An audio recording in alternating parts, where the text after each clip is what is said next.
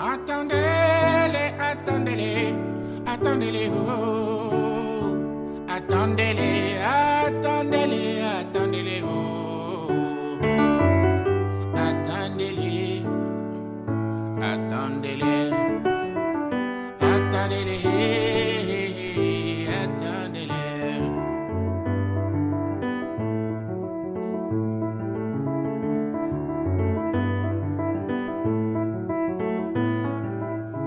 Makange makali kolo ya Afrika Bayimbaka. Attendez-les, attendez-les, adu elenga yibaka. Attendez-les, mokili moko baluka baya ya bayebaka. Attendez-les, mokili moko ningana Nzambe ayibaka. Attendez-les, moyi. Salut à vous tous qui avez encore l'occasion de nous recevoir chez vous. Et comme nous vous l'avons promis, chaque fois que nous serons quelque part et que nous rencontrons un Congolais, un compatriote, nous vous avons dit que nous allons congoliser. Nous nous retrouvons à Paris, à la Cato, ou à l'Institut catholique de Paris. Là, nous sommes dans un bon cadre très scientifique, ou un cadre hautement scientifique. Oui, Avec notre compatriote, avec notre jeune frère, Francky. Francky qui est écrivain, Francky qui est doctorant. Et nous avons assisté aujourd'hui à une journée hautement scientifique. Et nous nous sommes dit qu'il nous faut congoliser. Mais avant de congoliser avec Francky, nous vous avons dit, le concept il est tout à fait simple.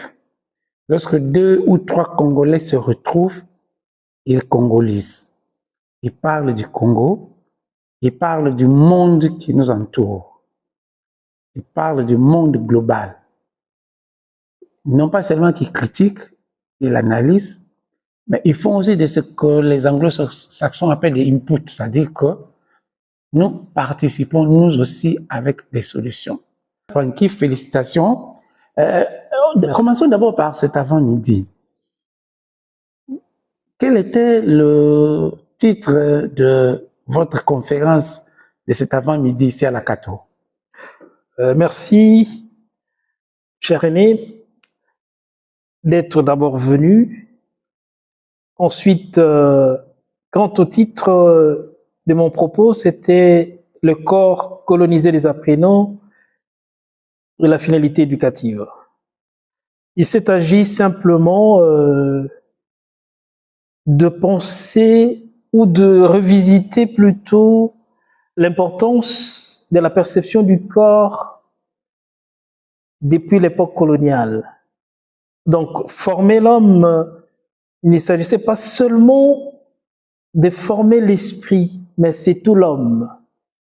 Donc, comme je l'ai dit ce matin, on ne peut former l'homme et oublier la place qu'occupe son corps.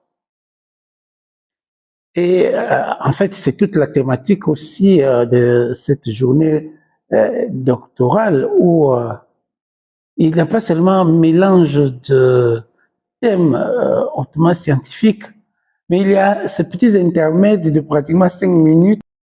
En fait, l'éducation chez nous au Congo reste encore tributaire de l'éducation du Congo belge, hérité de la colonisation avec le système de fouet, avec le système de punition. Est-ce que vous pensez que ça a sûrement un impact sur le devenir du Congo comme nation? Merci beaucoup pour cette question pertinente. Il faut d'abord dire que l'école chez nous est un apax, quelque chose d'étranger qui est venu chez nous. Et le plus important, c'est de savoir pourquoi on a emmené l'école. Il n'y a pas une éducation sans finalité. Mais je préfère d'abord donner un sens global, partant simplement de la situation, c'est-à-dire de l'implantation des écoles chez nous. On ne peut pas comprendre l'école chez nous partant simplement du décret royal du 27 avril 1890.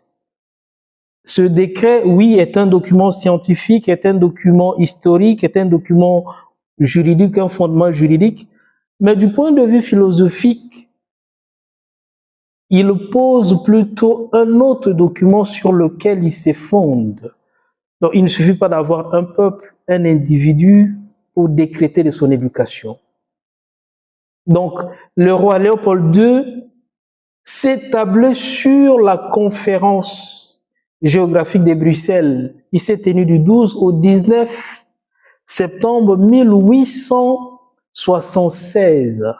Et on oublie souvent, on parle de la conférence de Berlin qui n'est qu'une réaction, une réponse à cette conférence primordiale, essentielle. La conférence géographique de Bruxelles, où pour la première fois, peut-être officiellement pour la première fois, on a parlé de la question de l'Église et de la question de l'école.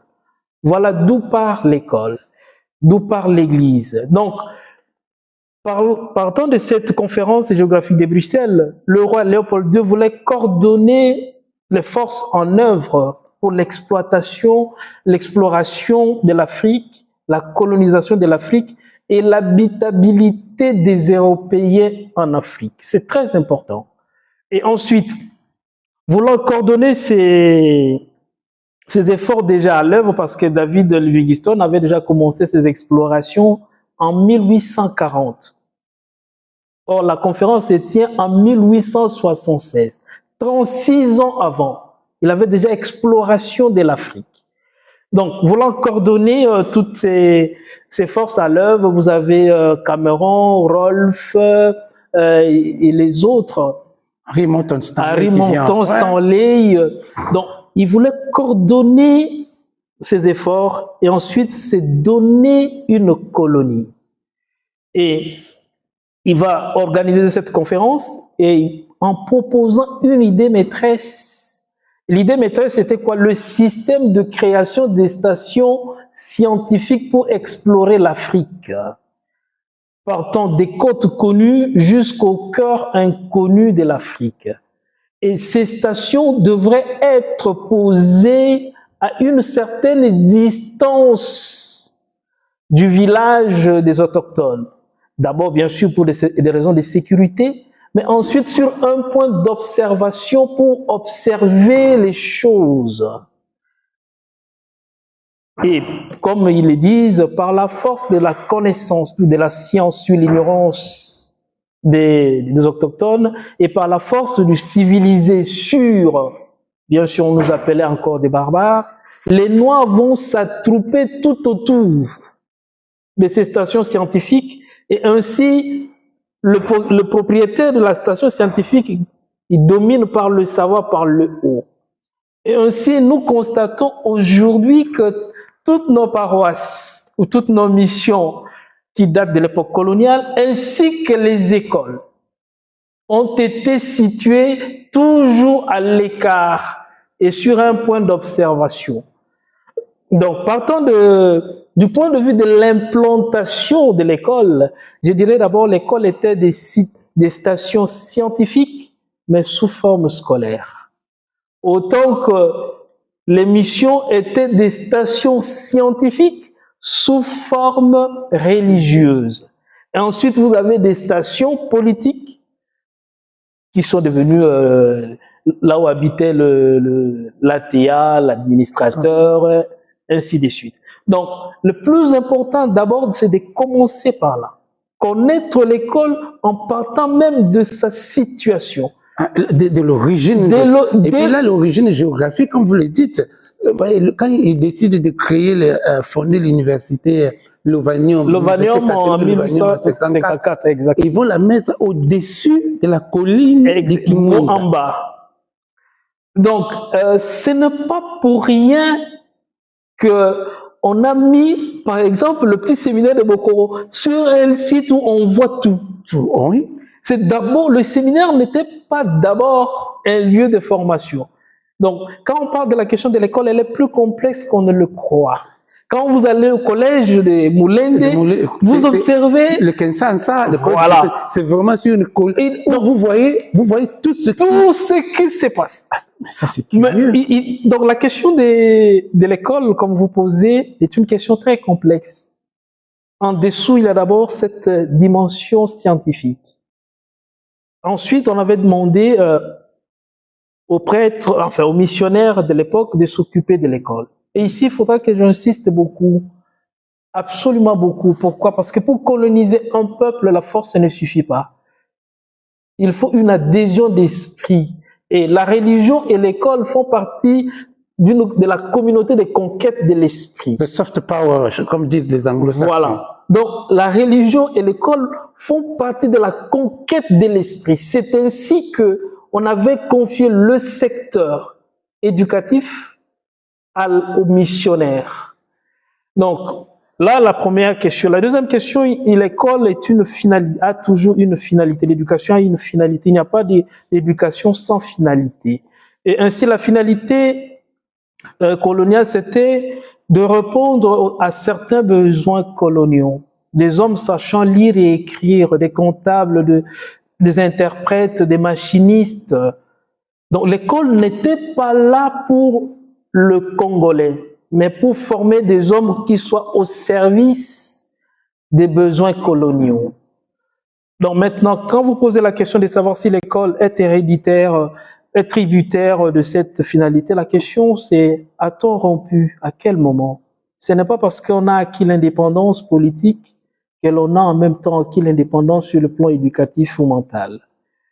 Donc, et tant qu'on n'a pas opéré, comme je l'ai dit ce matin, la rupture épistémologique, malheureusement, l'école continue à former, comme je l'ai dit, des esclaves qui s'ignorent. Je préfère ici essayer de donner quelques preuves pour illustrer un peu. Vous savez qu'on commence l'école au mois d'octobre, au mois de septembre, pour le finir le 2 juillet. Oui. Donc, c'est une organisation extrascolaire qui obéit au climat tempéré pour respecter le temps des vacances de l'été de l'Europe. Oui. Donc, on est en Afrique, mais l'organisation de l'école obéit au climat tempéré de l'Europe, en fonction des professeurs, ou plutôt des missionnaires. Qui devraient venir en vacances. En vacances au mois de juillet, août. Et cette organisation peut paraître, comme certains le disent, simplement pour obéir au climat. Mais il y a un enjeu plus profond qu'on le dit. C'est le rapport entre l'environnement, les conditions environnementales et le rendement scientifique.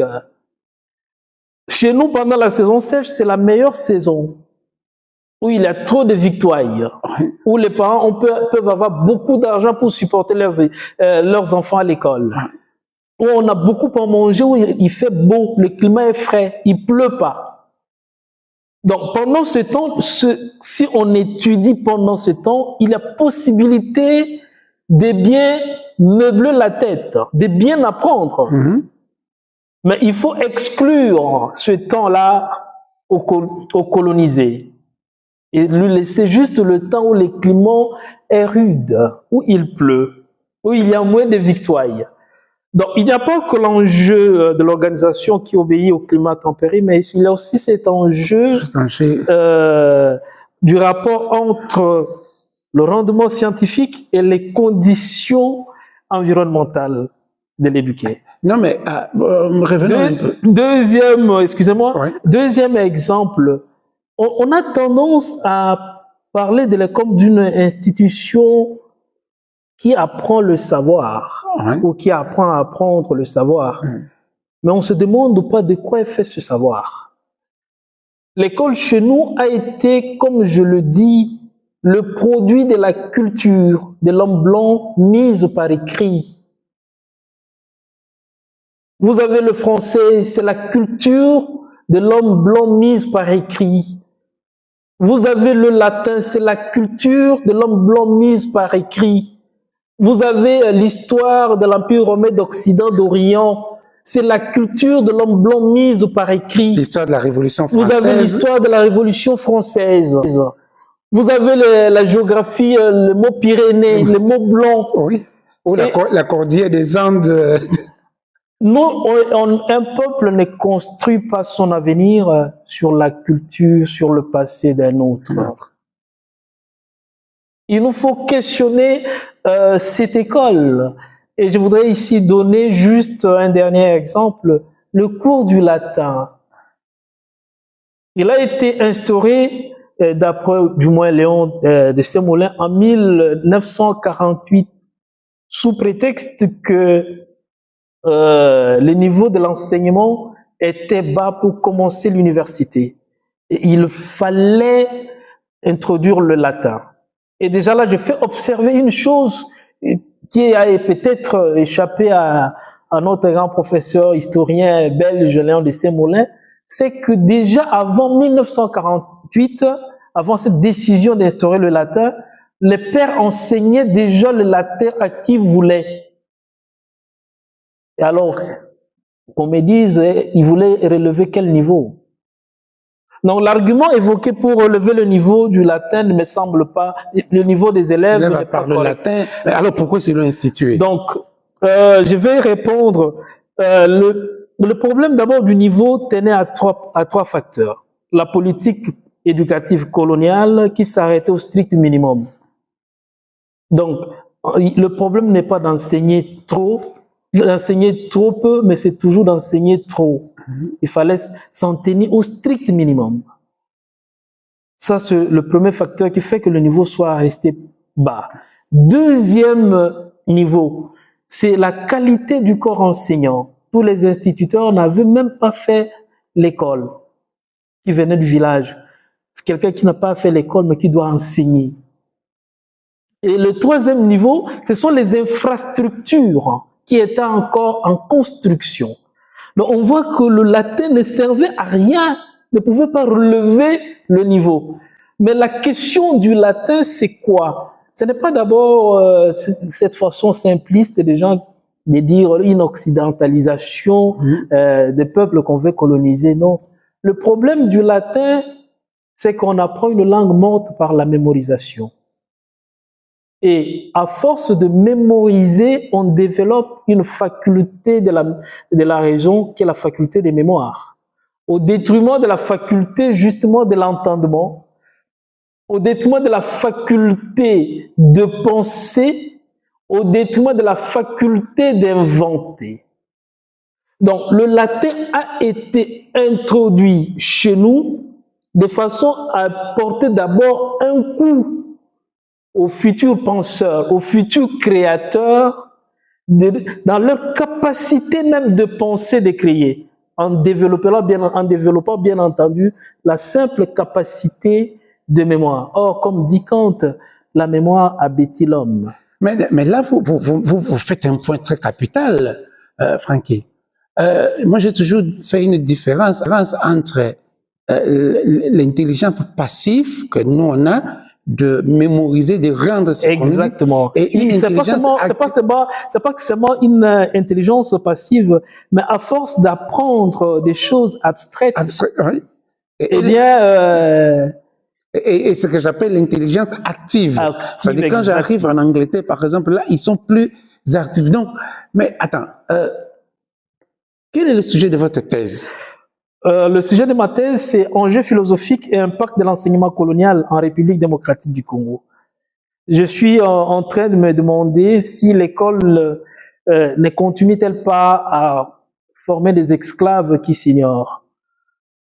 Je suis parti d'un constat, c'est que il y a une ligne, quand on lit sérieusement, il y a une ligne qui s'effraie. Partant des écrits avant 1876. Donc, on découvre que lorsque Stanley, qui a commencé son exploration au Congo, arrive à Bolobo chez nous, il découvre que ce peuple a inventé l'industrie des métallurgies. Et il ajoute dans ses journaux, il dit l'industrie des métallurgies qu'ils font n'est pas des moins notables.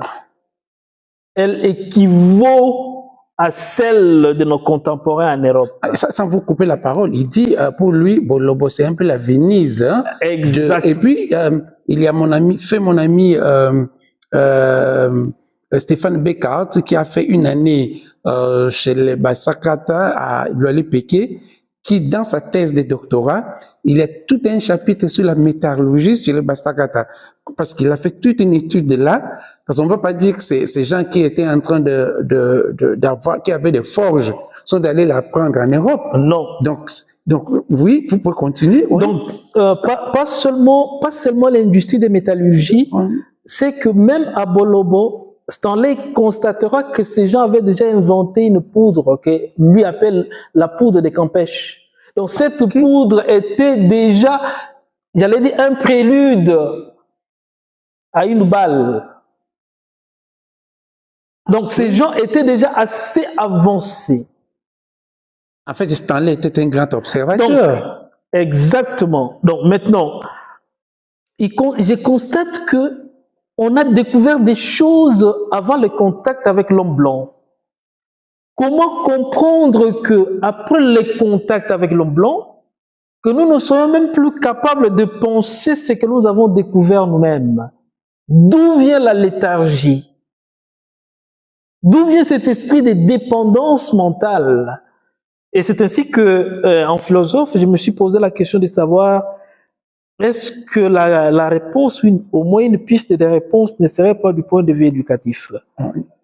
Pourquoi? Parce que non seulement qu'une éducation imposée rend l'éduqué passif, mais aussi parce qu'un système d'éducation peut déconstruire, renverser le premier. Et ainsi, la troisième raison, si vous permettez, l'éducation est capable de maintenir pas seulement un individu, pas seulement une société, mais même l'humanité à un stade d'enfance. Et c'est ainsi que je me suis posé véritablement la question. Est-ce que l'école où je suis allé, est-ce que ce n'était pas pour me rendre moi-même esclave? Et sans entrer un peu dans le secret des saints, vous n'avez pas encore défendu votre thèse, vous êtes à une année de la fin. Pensez-vous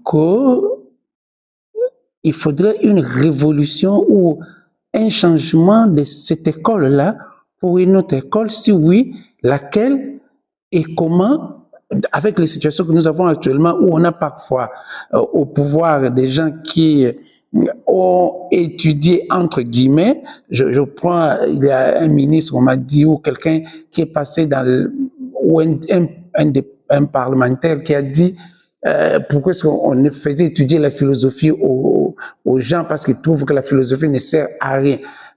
Est-ce que, voyez un peu comment est-ce que il y a toute une problématique de l'école parce qu'il en va de l'avenir du pays, il en va de l'avenir de l'humain. Merci beaucoup pour cette question. Il y a le professeur Émile Bongeli qui dit ceci, que c'est un acte de folie que de reprendre l'école sans la remettre en question.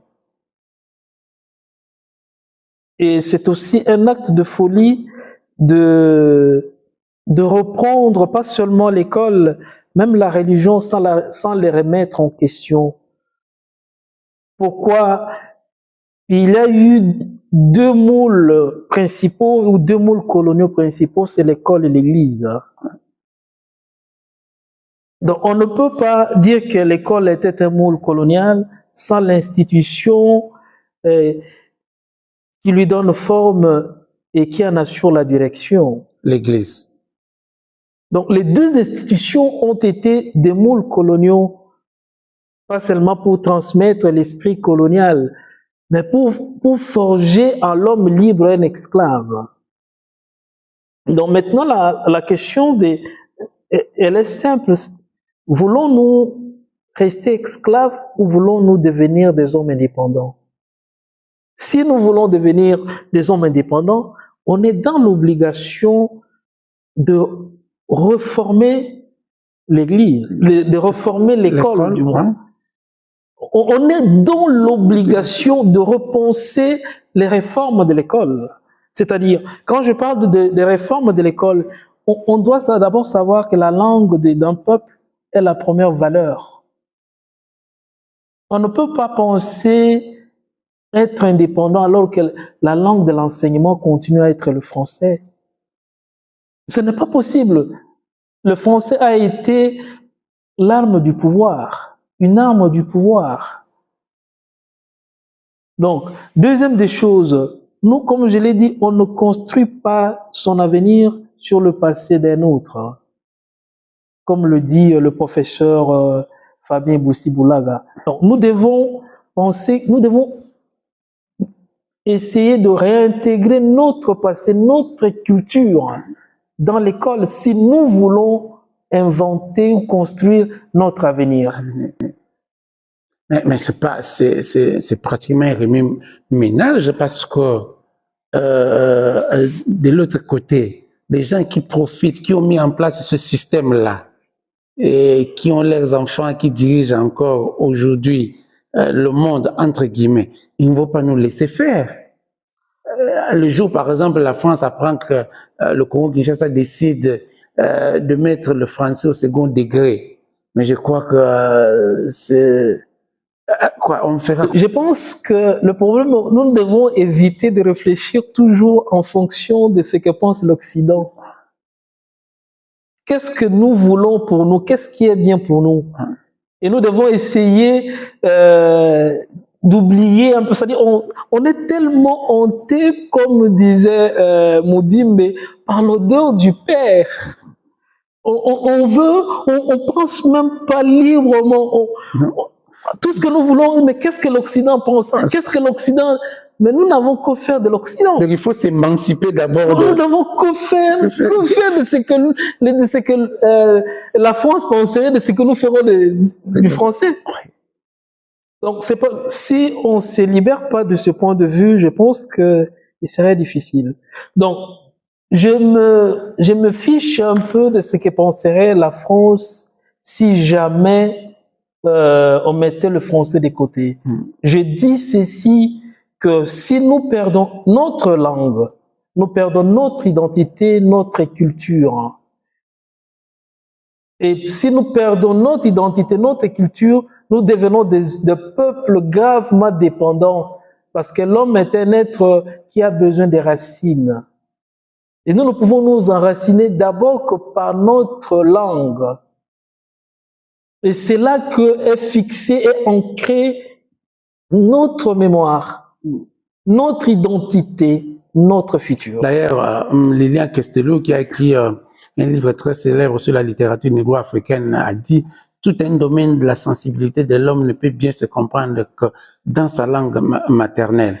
Donc, Mais pour revenir un peu à... Je voudrais un peu abonder dans le même sens que cet auteur. Vous savez, Castelou, il y a dans la façon de parler d'une langue, il y a ce qu'on appelle en philosophie la grammaire philosophique, c'est-à-dire la manière dont une langue infléchit sur la façon de penser.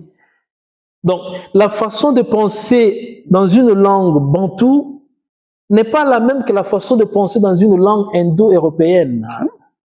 Donc, pour un enfant qui naît dans un milieu, on parle Kikongo, Lingala, Swahili ou Chiluba, Kisakata et autres, et on lui apprend à l'école le français, et qui a une autre façon de penser. Il y a deux manières de penser incompatibles qui s'installent dans sa tête. Ça installe pas seulement un surménage, mais comment un désordre. Un désordre, et l'enfant ne peut plus correctement penser ni en français ni en lingala. Et c'est une aventure ambiguë. Et c'est ça exactement. L'école devient une aventure ambiguë. Ici, il faut exactement. Le roman célèbre du Sénégal. Cheikh Hamidou Kane. Mais pour revenir sur ce que vous dites, le professeur Père Matungulu Téné dans la philosophie africaine revient sur ça. Il a son livre Être avec, il explique un peu pour faire évoluer le Père Tempels que dans les langues bantoues, on n'a pas le verbe avoir, On a plutôt le verbe être avec. Donc, Exactement. et effectivement, quand vous dites ça, dans les langues indo-européennes, non, il y a le verbe avoir. Avoir. Alors que dans les langues africaines, on dit Nazalina. Nalina. Je suis avec. En Kisakata, on dit ya. Ya. Exactement. Et puis ça continue dans toutes les langues. Et là, il dit, oui, les relations, ce sont des relations intersubjectives, ce ne sont pas des relations d'homme à chose. Et ça, c'est sérieux, ça, si on doit. Donc, vous voyez un peu, déjà du point de vue de la langue, donc nous ne réfléchissons pas de la même manière. Et ensuite, il faut dire que par rapport au français, nous serons toujours des invités. Et quel honneur avons-nous à être invités à la langue de l'autre? Parce que jamais nous serons l'autre. Nous serons nous, alors que nous avons notre langue. Et je voudrais continuer un peu ici. On nous a appris le français, l'anglais, l'allemand, l'espagnol et autres, parce que avec la prétention occidentale, il y avait des sciences qui représentaient, la langue qui représentait la langue de la science. De la science. Les sciences ne pouvaient. Vous avez, voilà, c'est que le professeur camerounais Fabien Boussi-Bolag appelle le sanctuaire de la civilisation. C'est-à-dire, vous avez la religion, c'est la religion européenne, chrétienne. Vous avez la science, c'est la science européenne. Vous avez la langue, c'est la langue européenne, le sanctuaire. Mais il n'est plus incontestable. Ce n'est qu'une prétention. Toutes les langues se valent. Nous ne pouvons pas, nous pouvons enseigner, philosopher, écrire en lingala, en kisakata. Et toutes les langues évoluent. Nous avons des termes aujourd'hui très modernes. À l'époque, ça n'existait pas. Même je disais dernièrement, l'invention du mot ordinateur lui-même. Les Britanniques, les Français sont retrouvés. Il faut trouver un mot pour ne pas copier le mot français et anglais computer. Et puis, ils ont demandé à quelqu'un qui a dit non ordinateur. Bon, parce que ça ordonne comme OK. Mais comme vous dites, les anciens missionnaires qui sont arrivés, ils avaient commencé par apprendre nos langues et à traduire la Bible, par exemple, dans nos langues. Et puis, le mouvement s'est stoppé. Et à l'inverse, on a un pays comme la Tanzanie où avec Mwalimu Julius Nyerere, c'est le Kiswahili. Jusqu'aujourd'hui, les universités, on enseigne les mathématiques en Kiswahili. Je voudrais préciser là-dessus, sur cette politique des langues locales.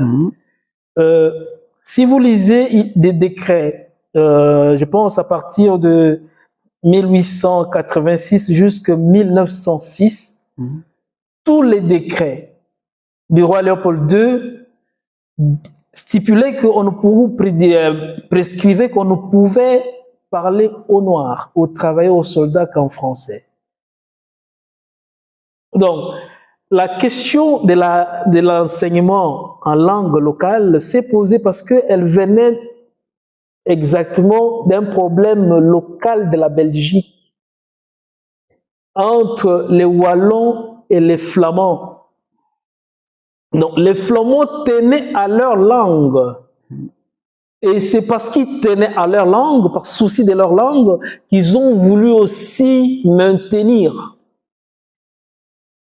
Mais il faut savoir qu'il y avait un enjeu plus important.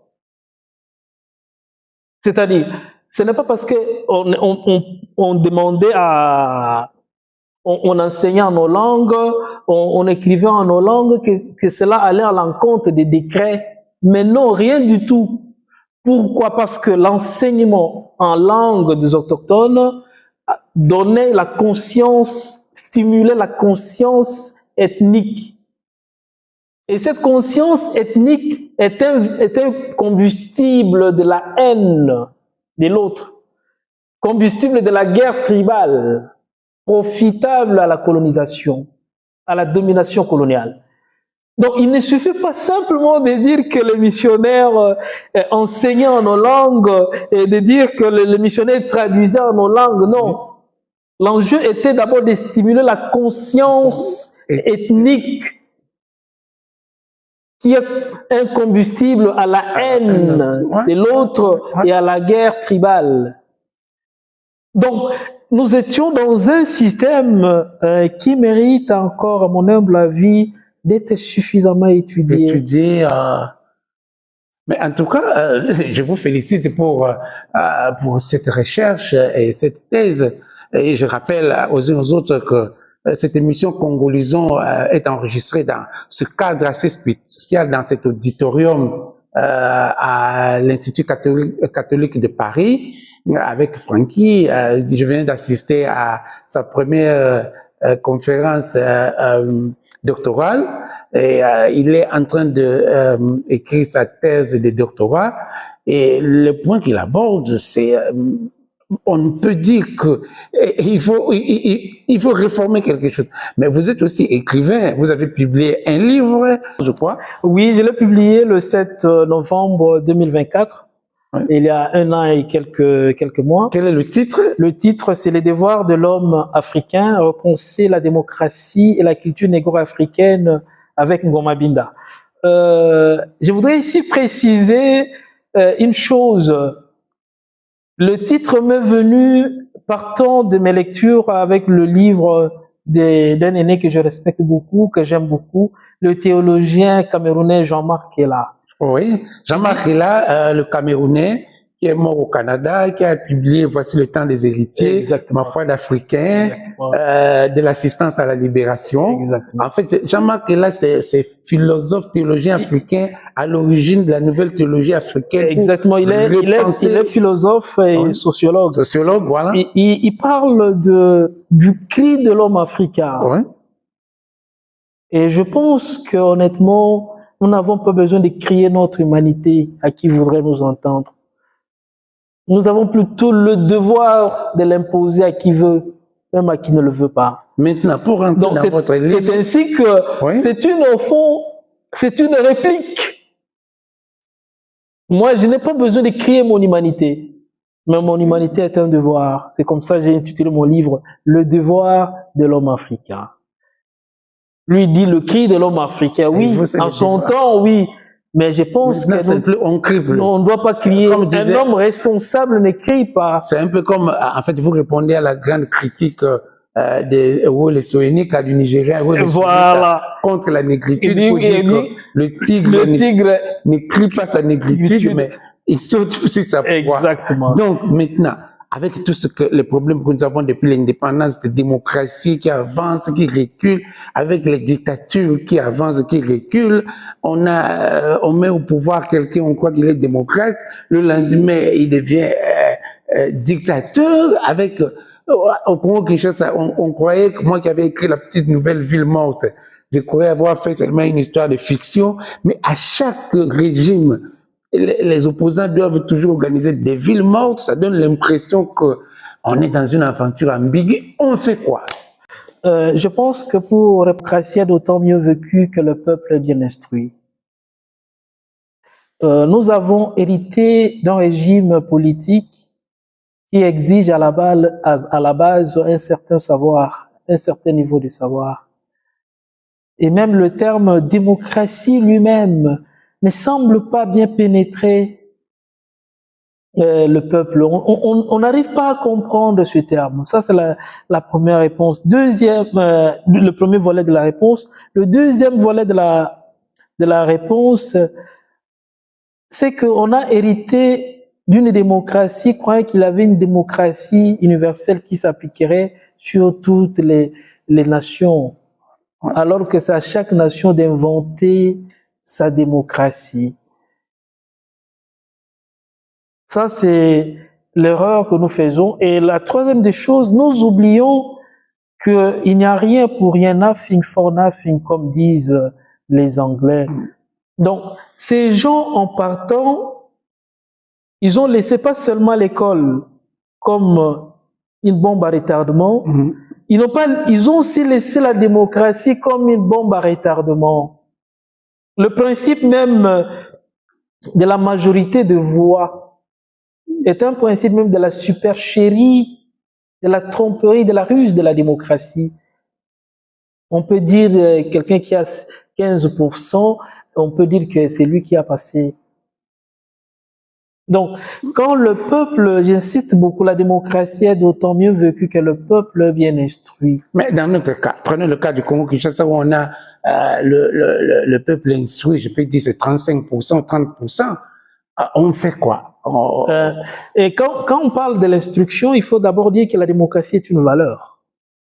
Elle doit véhiculer d'abord des valeurs. Ouais. La valeur première de la démocratie, pas seulement la justice, mais c'est d'abord un certain respect des normes, des lois.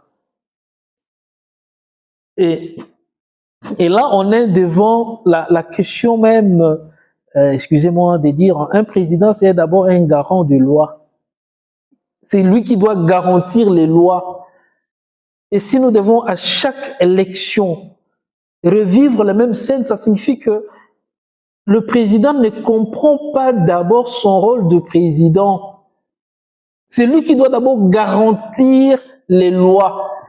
Et je voudrais ici faire une différence importante entre la loi et le décret.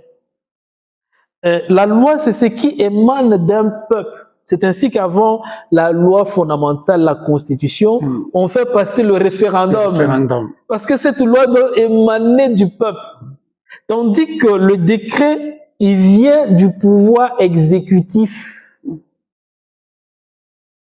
Donc, maintenant, on doit comprendre une chose, que le président, il est là comme quelqu'un qui garantit la loi qui vient du peuple. C'est pas sa loi, lui. Ce n'est pas sa loi. Ou à son clan, ou à son parti politique. Ce n'est pas sa loi.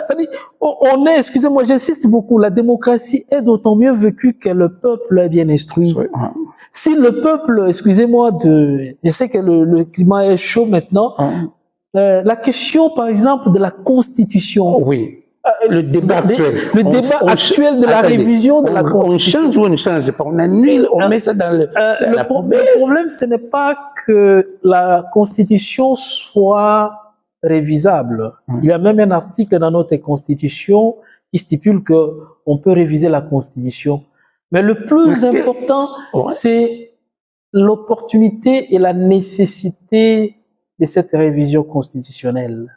Dans le cas actuel. Dans le cas actuel, c'est-à-dire on veut réviser, on veut réviser, faire de la révision constitutionnelle une arme politique pour rester au pouvoir. Il n'y a pas une nécessité. Le peuple a besoin de bonnes routes. Le peuple a besoin de bonnes écoles. Le peuple a besoin des hôpitaux, d'accès aux soins. Parce que changer la Constitution à l'heure qu'il est apportera des réponses à ces questions. En plus, nous sommes dans un pays, depuis le 2 août 1996 ou 96, en guerre. On dit qu'on n'organise pas les élections parce que nous sommes en guerre, mais on peut au moins organiser le référendum. Non, là, il y a un problème. Il y a quand même des contradictions. Là, il y a un problème de contradictions logiques. On remarque que même ce référendum est déjà piégé pour servir au maintien de quelqu'un au pouvoir. Et ensuite, je voudrais continuer un peu dans le cadre de la démocratie. Il faut savoir que la démocratie ne peut pas se faire avec un peuple de moutons qui ne connaît pas que celui, le vrai, celui le garant, c'est lui le souverain. C'est-à-dire ceci, quand on doit aller aux urnes, c'est nous qui donnons le pouvoir. C'est nous qui avons le pouvoir. C'est le peuple qui a le pouvoir et il le donne à qui il veut. Et ce pouvoir qu'il donne à qui il veut, il peut le retirer quand il le veut. Mais que fait le peuple? On apprend que à l'époque, quand il y avait Étienne Wamulumba Tshisekedi avec Joseph Kabila, c'était Étienne qui avait gagné les élections. Ouais. Mais qu'est-ce que le peuple a fait? On pense que non. Et par exemple, tricher les élections, c'est nier l'existence d'un peuple qui a voté. Et le peuple doit réclamer ses droits. On ne peut pas nier un peuple et le peuple s'était. Et ça a commencé déjà avec la première élection organisée en mai 60 où Lumumba était sorti, Lumumba et le MNC étaient sortis premier, mais après ils ont créé une coalition. Après 2 mois, on met fin d'une façon unilatérale et tout le monde a accepté. En fait, c'était alors, je crois que c'est le début alors de toutes nos crises actuelles. Le début de toutes nos crises actuelles me semble être plutôt l'impréparation de l'indépendance. À l'indépendance, nous n'avions qu'à peine une dizaine. Il y a certains auteurs comme l'historien Isidore Ndayuel qui parle de 5 ou 6 universitaires. Et tous ces universitaires ont été loin du pouvoir. Ils n'ont pas participé à la gestion de la chose. Là, pour comprendre ça, c'est quand Mobutu a mis en place le 14 septembre le collège des commissaires généraux, on a fait revenir des étudiants qui n'avaient pas encore terminé. Exact. Et là, ils se sont retrouvés à Léopoldville, ne sachant quoi faire. Exactement. Et puis, la plupart n'avaient pas encore terminé leur thèse, donc ils ont commencé à tourner les pouces. Et puis, ils se sont rendus compte que les aînés qui les ont appelés pour exercer un pouvoir politique ne savaient même pas eux-mêmes ce qu'ils faisaient. Et alors ça, c'est... Donc, nous sommes, je voudrais ici insister sur le fait que on va pas en politique en autodidacte ou en amateur. On ne peut pas être médecin sans avoir fait la médecine. On ne peut pas être juriste sans avoir fait le droit. Il en est de même de la politique qui exige un certain savoir. Je pense que la force de Laurent Gbagbo, c'est d'avoir compris qu'il devait d'abord étudier l'histoire. Parce que l'histoire donne une certaine épaisseur à la conscience politique. Quelqu'un qui ne connaît rien. Et ce n'est pas parce qu'on a fait l'université, et c'est pas parce qu'on a soutenu une thèse qu'on est professeur, qu'on est habilité forcément à diriger un État. Donc, en fait, pour revenir dans le cas du Congo-Kinshasa, donc vous pensez que nos crises, c'est parce qu'il y a un peu trop du bric-à-brac dans... Il y a ce bric-à-brac-là. Il y a le deuxième élément important qu'on oublie souvent, c'est que depuis 1938 ou 1936, quand les Belges ont vendu aux Américains l'uranium venant de Tukolobwe, qui a permis la fabrication avec Albert Einstein de la bombe atomique. De la bombe atomique, oui. Voilà. Donc, le Congo est devenu le centre du monde. Les Américains possèdent... Le centre de la mondialisation. Donc, les Américains possèdent l'uranium, mais c'est le mauvais. Le bon uranium, c'est celui que nous avons au Congo. Et je pense que le Congo égorge 65% de l'uranium mondial, de la réserve mondiale. Donc, le deuxième problème vient de là, de notre ressource. Donc, nous avons ce que Platon appelle le problème de pays riches, sans véritablement moyen de défense, de protection. Voilà notre problème. Donc, la richesse constitue pour nous un problème. Ainsi, pour garder la mainmise sur nos richesses, sur notre pays, eh bien, les pays les plus puissants, les pays qui en sont vraiment conscients, surtout de la Belgique, qui connaît mieux le pays pour l'avoir colonisé, les États-Unis, la France, la Belgique, l'Allemagne et les autres, ils fabriquent des leaders, des leaders préfabriqués. Un peu comme disait Etienne Tshisekedi, on a les leaders de sauvetage. Bon, sauvetage, c'est-à-dire des gens qui viennent comme ça pour improvisés. Ouais. Mais là, il ne s'agit pas des gens improvisés, opportunistes, mais il s'agit de gens qui ont été pensés à l'avance. On les a créés pour ça.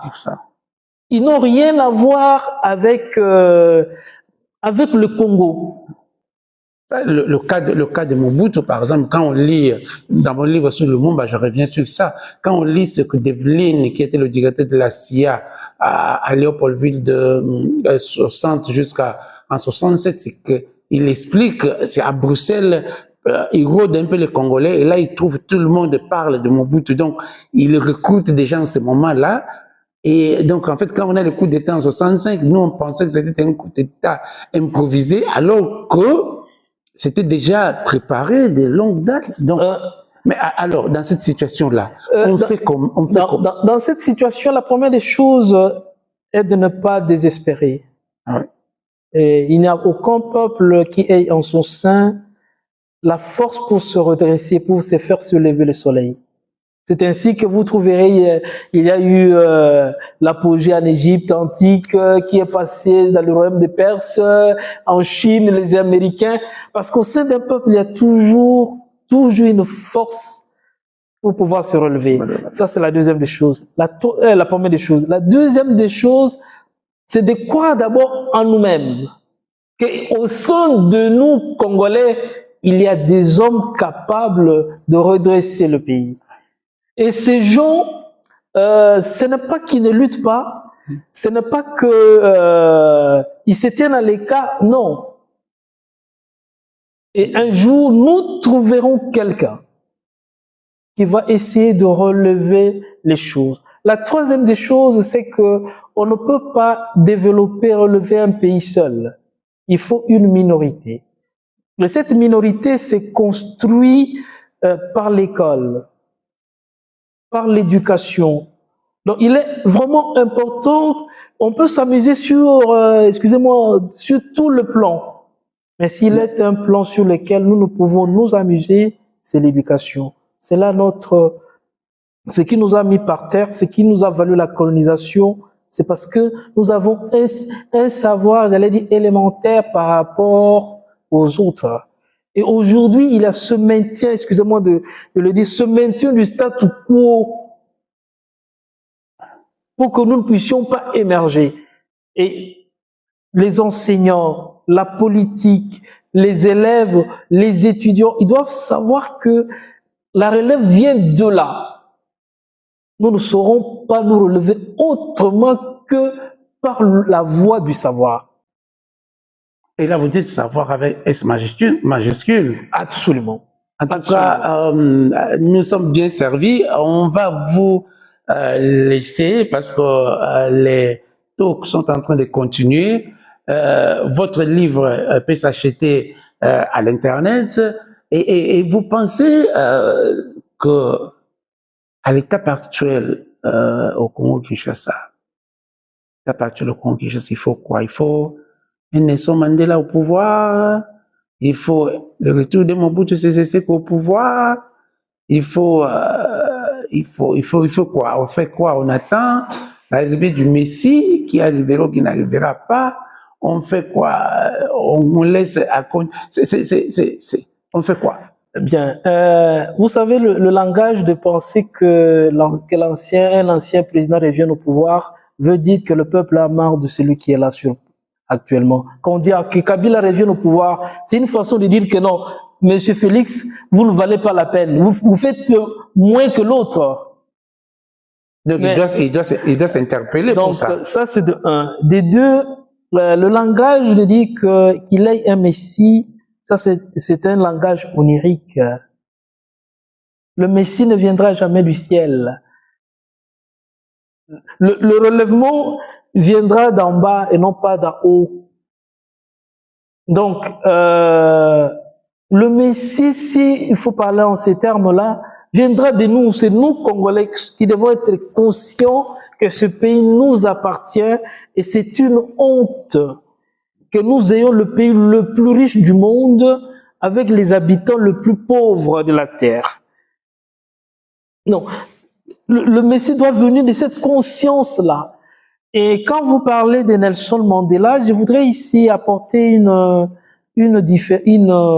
pertinence, une pointe. Nelson Mandela n'est pas né qu'en Afrique du Sud, mais l'Afrique du Sud est née en lui. C'est lui le père de la nation arc-en-ciel. Donc, à la différence des autres qui ne sont que nés en Afrique du Sud, Nelson Mandela, c'est-à-dire l'Afrique du Sud est née en lui. Il n'est pas que né là-bas, mais l'Afrique du Sud est née en lui. Et c'est ainsi qu'il a créé une vision. Une vision, d'abord, c'est pas seulement une vision, c'est une identification. On s'identifie d'abord à un peuple, on s'identifie à un terrain, on s'identifie à un pays, on s'identifie à la souffrance de ceux-là à qui on a coupé les mains, on s'identifie à tout ce que la mondialisation aujourd'hui tue chez nous. Et c'est en fait, si je vous comprends bien, il faut toute une éthique, une morale, mais une force. Parce que pour jouer ce rôle-là, pour devenir ce Mandela de l'Afrique du Sud, il faut une force de caractère pour s'oublier, une force de caractère pour, un peu comme il dit qu'on lui pose la question, comment vous qui étiez en prison, vous sortez de la prison, alors que vous pourriez bien vous fâcher contre ce genre, vous dites non, on ne vous rend pas dent pour dent, et il dit non, on ne vit que pendant un certain moment sur la terre. Si on ne prend pas au sérieux son rôle, on risque d'enflammer toute la nation. En fait, c'est toute cette éthique, et ça, cette force-là n'est pas donnée à tout le monde. Hein. Vous savez, on ne fait pas la politique sans éthique. La politique requiert toujours et déjà de la morale. Ça, c'est la première des choses. Deuxième des choses, Nelson Mandela nous apprend que la politique n'est pas d'abord une fonction, mais une vocation. Bon, il faut qu'on soit appelé à ça. Et pas seulement qu'on soit appelé à ça, mais il faut, comme je le disais, il faut incarner son peuple, la souffrance de son peuple, en son sein, marcher avec. Ce n'est pas seulement la force de caractère, mais quand on a acquis, c'est quand on incarne cette souffrance du peuple, quand on incarne l'histoire de son pays, l'espoir, la vie. Tout cela, c'est ça ce qui vous donne la force de caractère. C'est parce que Nelson Mandela incarnait l'espoir de son peuple, la souffrance de son peuple. C'est parce que Nelson Mandela s'identifiait à son peuple qu'il a eu cette force de caractère. Et pour le Congo-Kinshasa, vous avez une figure en tête qui a frôlé ce rôle-là. Je rappelle que tout ça, je crois que c'est ce que vous développez dans votre livre, très magistral. Est-ce qu'au Congo-Kinshasa, on a quelqu'un qui a frôlé un peu On parle généralement de Patrice Emery Lumumba. Moi, j'aurais bien souhaité, comme vous avez écrit dans votre livre, l'autre Lumumba, il faut qu'on distingue Lumumba d'après le 28 décembre 1958. Donc, avant Lumumba. Donc, il y a une ligne de démarcation, cette conférence d'Accra. D'accord, oui. Donc, c'est Lumumba d'après Accra. Oui, c'est celui-là. Oui. Qui a été confronté après la conférence avec Julius Nyerere, avec Kwame Nkrumah. Il rencontre. Il a la chance de parler avec beaucoup de ces leaders de l'Est en Swahili, exactement, qui lui ont appris que l'indépendance, ce n'était pas un cadeau, mais un droit. Évidemment, quand il revient, effectivement, c'était Lumumba qui change. Hein. Voilà. Donc, quand on doit parler de Lumumba, il faut essayer vraiment de mettre cette ligne de démarcation. Donc, le deuxième, après c'est vraiment celui-là.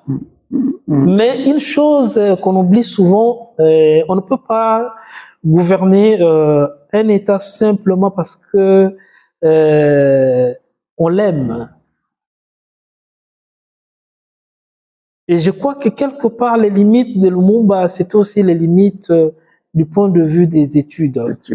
Il faut connaître les enjeux, quelle est la place aujourd'hui du Congo-Kinshasa dans la politique internationale. Et je voudrais essayer de faire comprendre aux gens d'où vient, par exemple, tout ce que nous appelons les ambassades ici. Ce sont d'abord des stations scientifiques pour étudier l'Afrique. Et quand vous ne connaissez pas ces enjeux, eh bien... Mais nos ambassades ne font pas le même, hein? Parce que si ils font ça chez nous, est-ce que nous, pourquoi est-ce qu'on ne peut pas? Mais vous savez, ce qui me fait rire, c'est qu'on reprend des choses sans trop en comprendre pourquoi c'est-à-dire, on reprend, on pense que c'est comme ça qu'il faut reprendre les choses. Non, mais nous devons nous asseoir et nous poser la question. Mais pour revenir sur ce que vous avez dit, il y a le livre de Chinua Achebe. Le Chinua Achebe. Oui, et il a écrit le livre célèbre que nous connaissons. Tout s'effondre. Le monde s'effondre. Exactement, oui. Un très bon réponse. Il y a un second livre en anglais. J'ai même proposé aux éditions de traduction en français. C'est The Trouble with Nigeria. Si je dois traduire en français, le problème nigérien, le mal nigérien. Et là, il dit, il n'y a rien de mal. Et si vous remplacez nigérien par congolais, il dit il n'y a rien de mal avec le sol nigérien, il n'y a rien de mal avec le peuple nigérien. Mais le problème du Nigeria, c'est de trouver un leader qui vient comme Nelson Mandela en Afrique du Sud. Et le Nigeria va opérer un miracle en une année. Il dit, un tel leader aussi, lorsqu'il apparaît, il a besoin de se faire entourer des gens qui le comprennent. Moi, je parle de la minorité, exactement. Et qui comprennent que lorsque ce leader-là ne sera plus là, il faut continuer cette vision-là.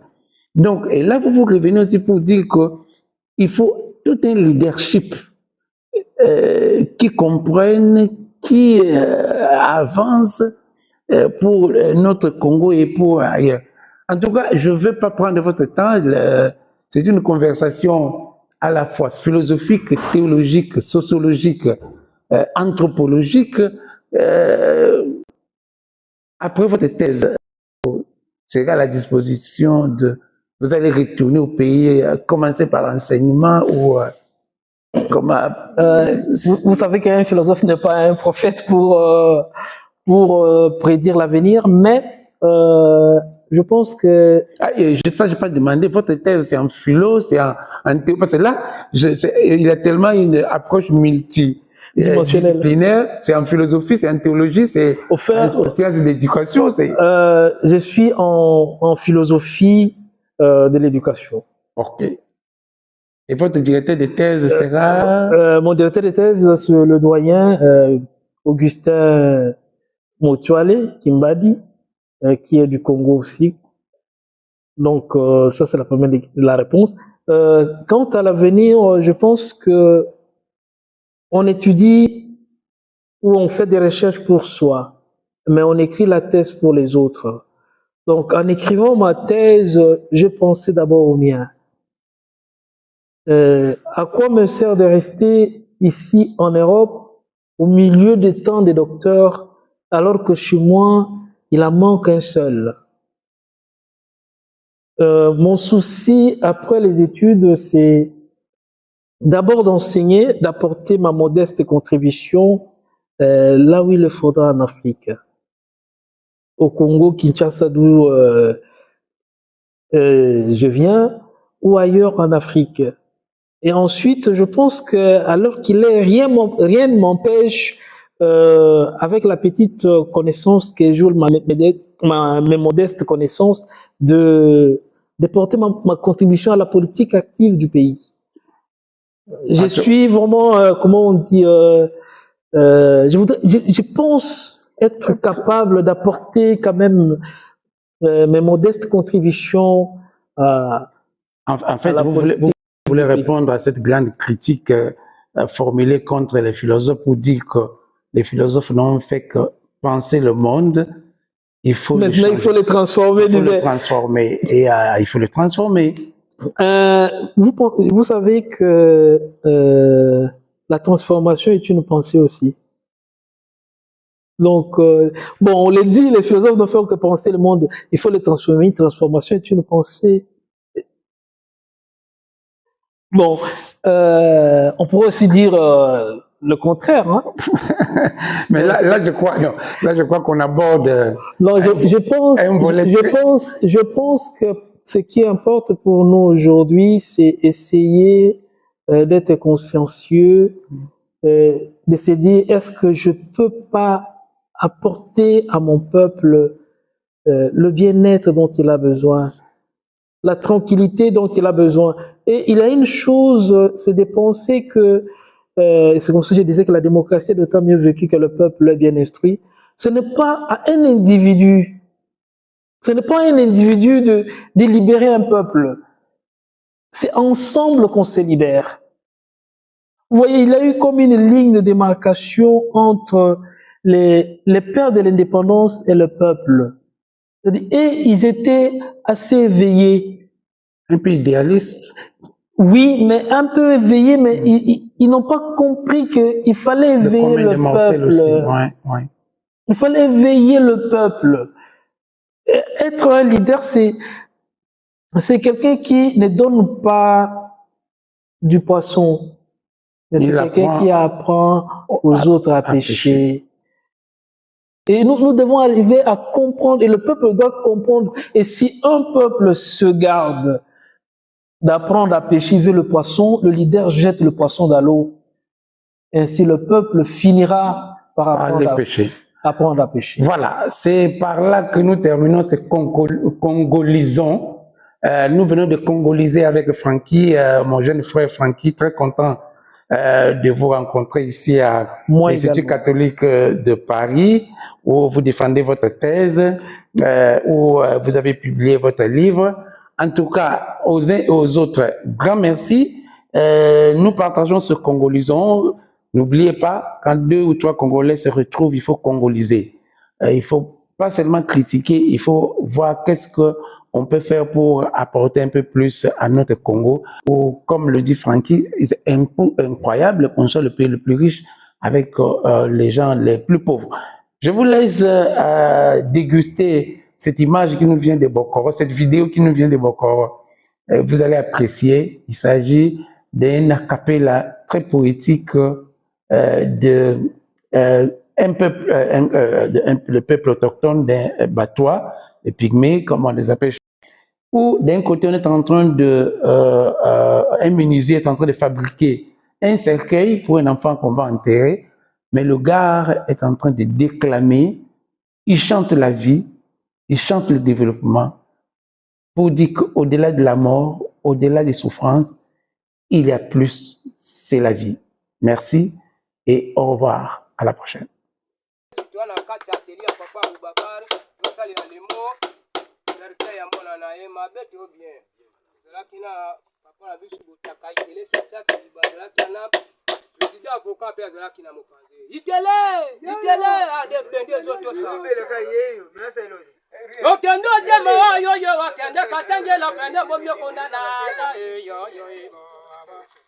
Yoko yo wakanda katanje la pele bobyo kona ndote maboye yoko na zonga boye mutembo mama ndelele isende amelinguma mabe na yemi okuyende bona yo mama dalasi yo ya pali yene ya belo kendo dalasi makende kutusama ya mimole mama tasi mi yo kendo transi wa wele botema Ipoku yo kuma ngaro koso wele bebe ya kiorela Yorele pari yene ao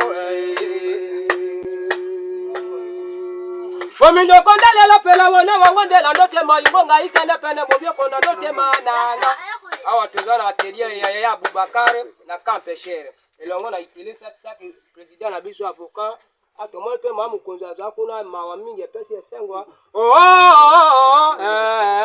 imwa ngoma wa ba petit pe bazotala mabe na yebi okuyene pona yo mama darasi oyo ya pari na yebi okuyene pona yo mama darasi oyo ya pari jene Yeye mbelo kendo dala sima kende kutusama.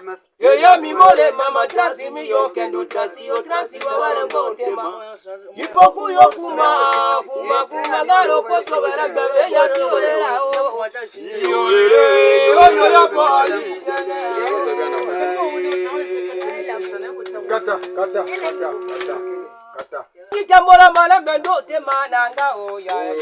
Eliba. Ah, toyo kite. Liwa solo yonde buka abwani. Liwa soro yonde boka bwani. Liwa solo yonde buka abwani. Olingiwo ike latina no de mumba. Ike o wela atiye.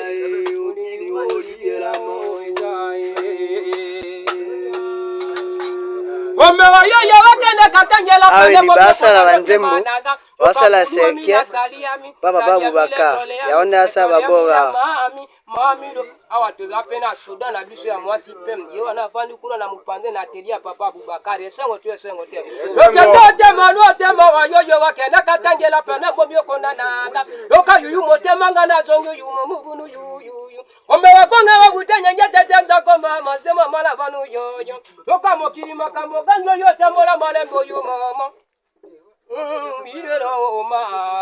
Yero jokalele kone mama yo kendela yero jokalele kone mama yo kendela Kazengina zambe tobala nanga Wasumenyare mbomile yote wadele nyare Olingo yanga nayo atake bakoroba atake bakokagora abaroga ateo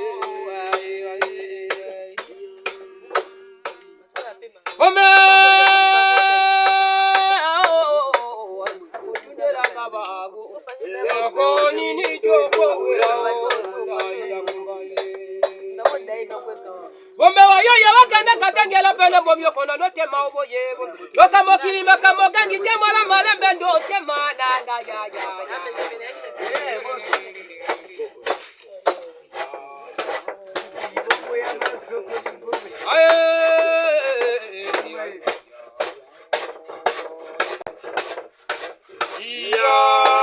Ya boninga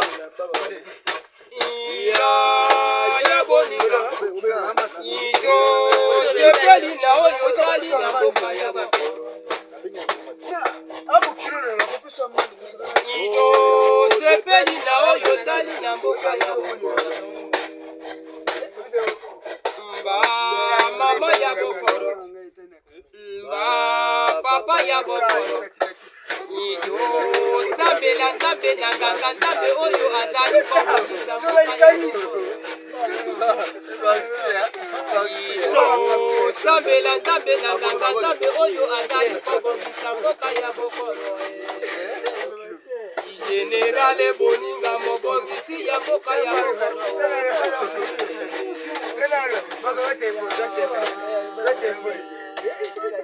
Generale boninga mobongisi ya mboka ya bokoro